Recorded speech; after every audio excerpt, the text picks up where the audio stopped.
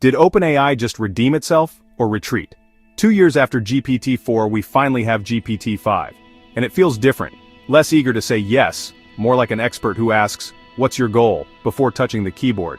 If you felt that vibe shift, you're not alone. When GPT-4 arrived back in March 2023, it felt like a magic trick. Then the months rolled on, and the magic got inconsistent. Same label, slightly different behavior. Some tests ran better, others worse. A Stanford UC Berkeley study later documented noticeable behavior changes between March and June 2023, and that planted a seed of doubt. Are these models drifting under the hood? That memory is important for what happens next. Now to the big moment. OpenAI says GPT-5 is their most capable system yet, smarter across coding, math, writing, health, and more. It's a unified stack that decides when to answer fast and when to think longer, so you get fewer fluky responses and more expert-level reasoning. On paper, that's the right direction. Less noise, more signal. There's a philosophical shift baked into GPT-5's training too. OpenAI's system card emphasizes reduced hallucinations, better instruction following, and less sycophancy. The tendency to agree with you even when you're wrong. Safety is framed as safe completions rather than hard refusals. The model aims to help, but within clear guardrails. In short, it's designed to behave more like a careful professional than a chatty buddy. And that, right there, is where the friction starts.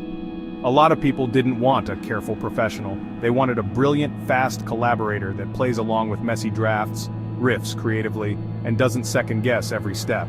The complaints came quickly.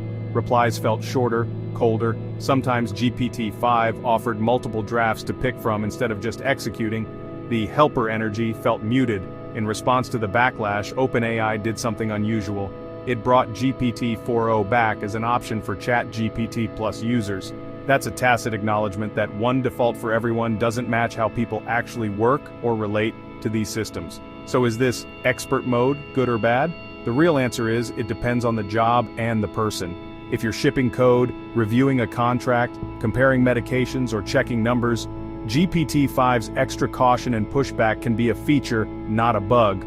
You want the colleague who says, "Hold on, what's the requirement?" before they type. You want fewer hallucinations, fewer confident wrong answers, and more verification. For high-stakes tasks, the new defaults make sense. But creativity and flow are different animals. When you're brainstorming a children's story, naming a startup, or exploring a half-formed idea, friction kills momentum. You want warmth, playfulness, and a bit of yes and improvisation. That's why so many people missed 4o's personality and friend energy.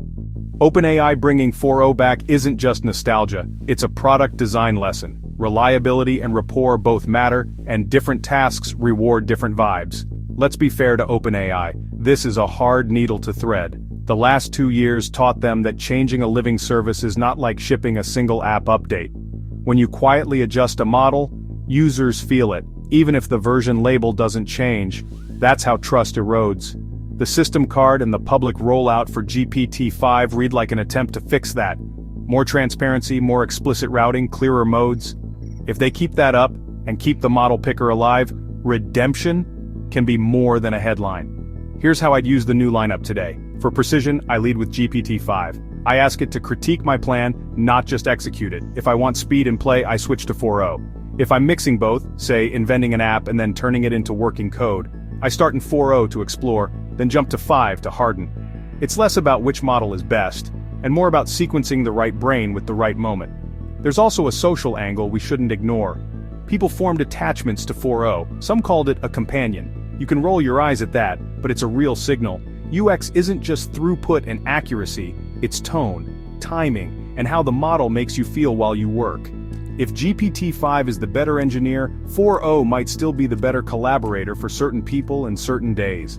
OpenAI, acknowledging that by restoring choice is not weakness, it's user-centered design. A quick word on the rumor mill. For months, folks whispered about a 4.5 inches that would bridge the gap. Maybe parts of that research landed inside 5. Maybe safety concerns or product strategy killed the half step. Either way, the lesson stands. Version names matter less than stable, predictable behavior.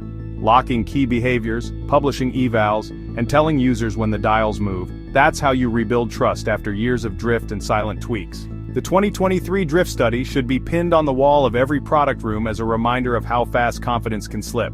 So where do we land on OpenAI's redemption? Not in a victory parade, in a pledge. GPT-5 is a genuine advance, especially for correctness in reasoning, but redemption is earned by how you treat users when trade-offs get sharp. Let them pick their assistant. Be honest about changes. Keep 4OE, or its successor, available for the people who work better with a warmer, more improvisational voice. And give us controls. Creativity versus caution, compliance versus critique, terse versus talkative. That's the future of assistants. Less monolithic genius, more adjustable teammate. If you found this helpful, subscribe to this channel, where we go beyond the headlines and into the heart of AI.